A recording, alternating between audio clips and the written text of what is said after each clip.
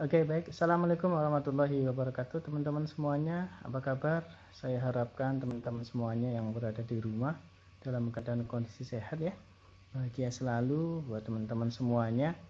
Untuk hari ini pelajaran PRE, nanti kita akan membahas solar cell. Mudah-mudahan teman-teman bisa memahaminya dengan lebih baik. Walaupun kemarin sudah Pak Teguh kirimkan PowerPoint-nya ya. Sudah dibuka dan dipelajari ya. Tapi hari ini kita akan mencoba untuk menjelaskan, walaupun dengan hanya menggunakan video. Saya harapkan teman-teman bisa lebih paham dan apa uh, yang lebih paham ya, lebih paham dari yang kemarin sudah pernah dipelajari. Baik, kita mulai dengan solar cell. Apa sih solar cell? Tentunya teman-teman semuanya sudah sering mendengarkan, karena ini adalah teknologi yang terbarukan, mengingat energi yang ada di dunia ya sekarang sudah mulai banyak berkurang. Contohnya bensin dan sebagainya ya yang menggunakan bahan fosil sudah mulai berkurang, sehingga sekarang akan lebih akan lebih bagus kalau kita menggunakan energi yang terbarukan. Banyak sekali sebetulnya energi terbarukan yang ada. Salah satu contoh di sini adalah solar cell, yang lain masih banyak. Contohnya adalah angin, kemudian panas bumi, kemudian yang sekarang juga sering atau banyak dikembangkan adalah energi mikrohidro. Mungkin teman-teman semuanya pernah mendengarkan itu, sehingga nantinya kemungkinan besar makin ke sana atau makin ke sini ya. Energi-energi yang menggunakan bahan bakar fosil itu akan ditiadakan, diganti dengan energi-energi pemuluhan energi yang menggunakan energi yang terbarukan, seperti tadi mikrohidro. Mikrohidro itu pembangkit listrik yang menggunakan air tapi dengan aliran air yang kecil. Sementara yang sudah ada kan menggunakan aliran air yang besar seperti di waduk-waduk ya, di waduk. Contoh di sini ada di Wadas Tintang, di Sempor itu ada pembangkit listriknya, terutama di Wadas Tintang itu ada pembangkit listrik tenaga air. Tapi sekarang sedang dikembangkan pembangkit listrik tenaga mikrohidro, jadi menggunakan aliran air yang kecil tapi sudah bisa menghasilkan energi listrik yang banyak. Nah, salah satu yang lainnya adalah solar cell, yang saya yakin teman-teman sudah pernah melihat dan sering melihatnya. Contoh yang paling sering kita lihat adalah di rel kereta api, pintu ya, di pintu perlintasan kereta api itu, di palang pintunya biasanya di rumahnya itu ya, di pos penjaganya itu ada solar cell. Yang lainnya, sehingga pada saat tidak ada aliran listrik dari PLN, palang pintu masih tetap bisa berfungsi.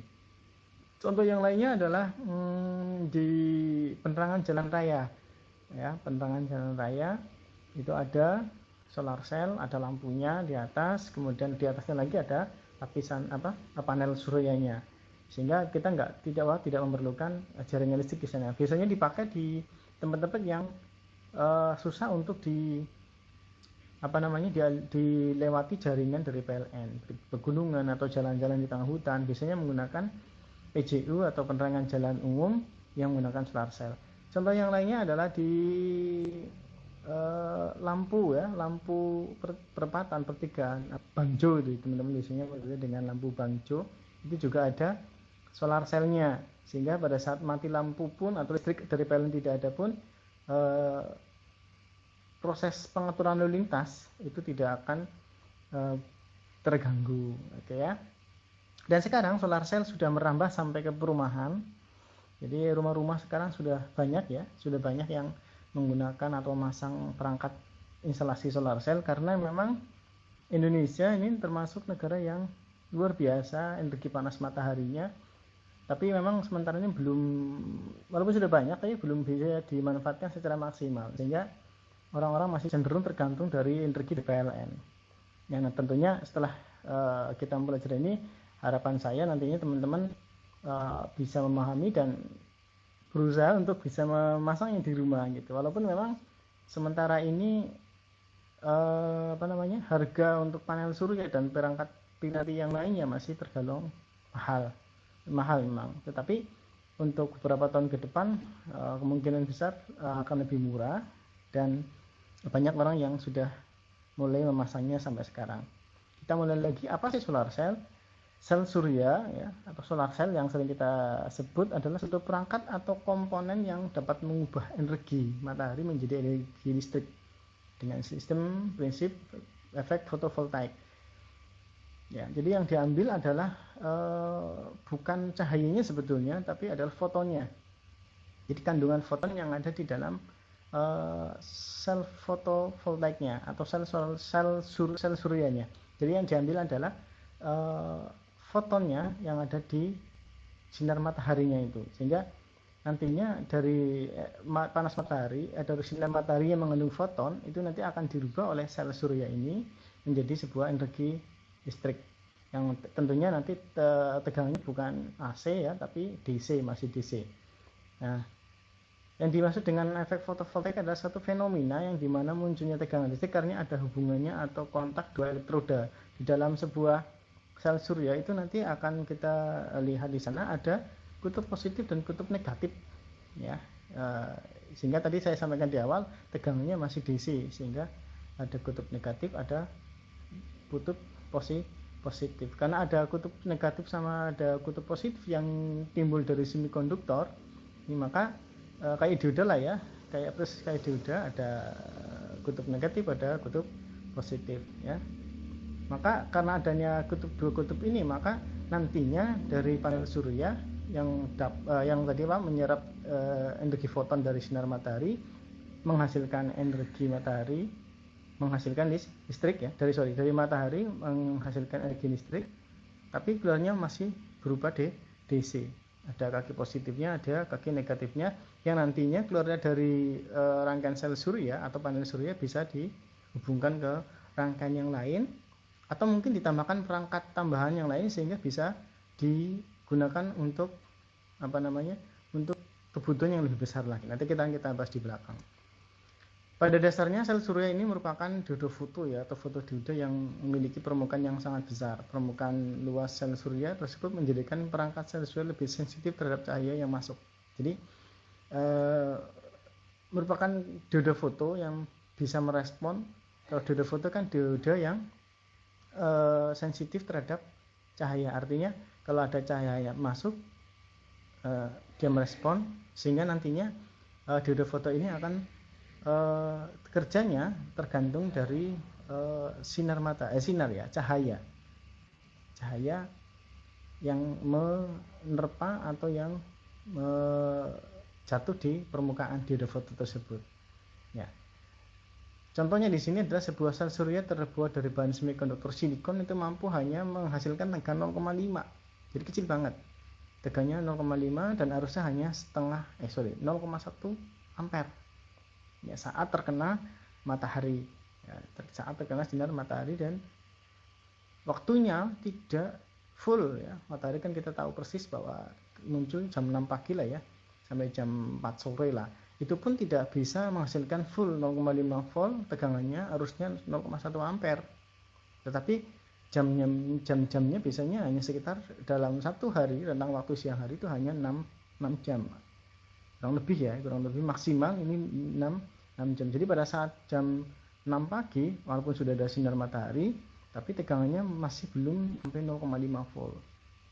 Lalu bagaimana Pak kalau andaikan kita nantinya membutuhkan tegangan dari 0,5 volt? Tentunya kalau andaikan kita ingin menghasilkan tegangan yang lebih 5 volt, ya tentunya kita harus menggabungkan antara beberapa panel surya. Nah, ini contoh di sini ada simbolnya seperti ini, panel surya bentuknya seperti ini, dan tentunya teman-teman sudah paham banget bentuknya seperti apa ya, yang lebih akurat.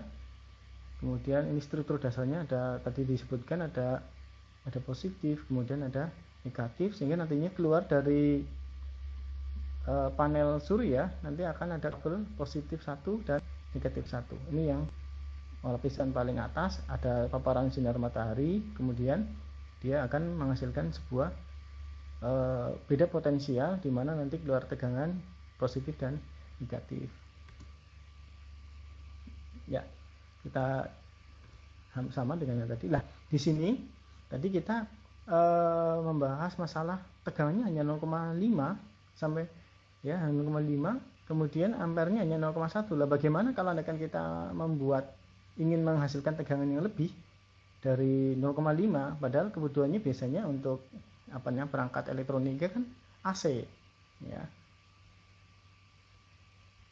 Nah, kalau AC tentunya ada perangkat yang lain, tambahan yang lain. Nah, DC-nya hanya 0,5, bagaimana Pak? Nah, kalau DC-nya hanya 0,5, tentunya kita harus membuat sebuah rangkaian. Tadi saya disampaikan di awal, panel surya dapat dirangkai secara seri ataupun paralel untuk menghasilkan tegangan yang sesuai dengan yang kita harapkan.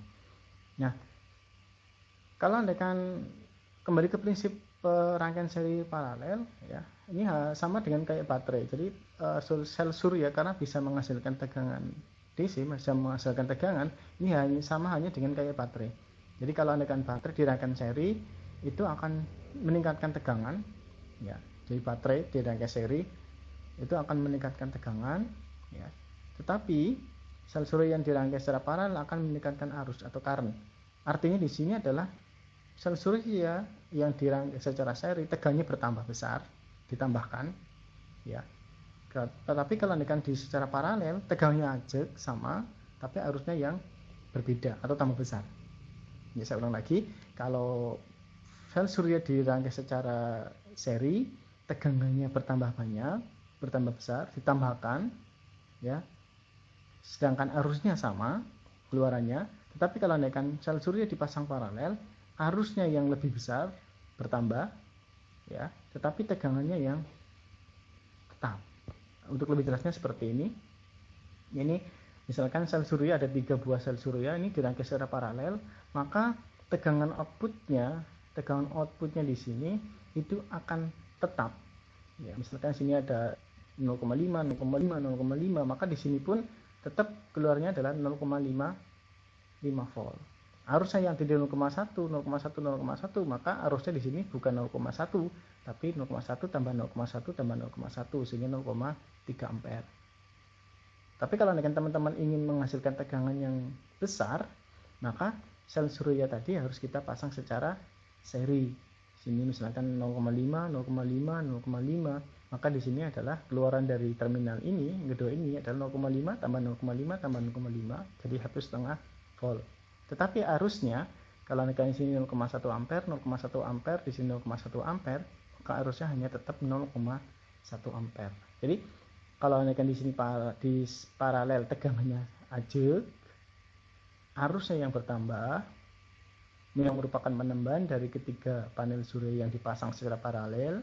Tetapi kalau seri, tegangannya yang bertambah, yang merupakan penambahan tegangan daripada sel surya yang dipasang secara seri, tapi arusnya tetap begitu. Sementara itu untuk pertemuan kita ya, mudah-mudahan kita segera bisa ketemu untuk tatap muka sehingga akan lebih jelas lagi untuk lebih lebih nyaman, lebih jelas, lebih sempurna, karena kita mungkin dengan adanya tatap muka secara langsung kita bisa lebih berinteraksi dalam proses pembelajaran. Kurang lebih seperti itu. Tetap jaga kesehatan, bahagia selalu, dan mudah-mudahan pandemi ini cepat berakhir. Terima kasih. Assalamualaikum warahmatullahi wabarakatuh.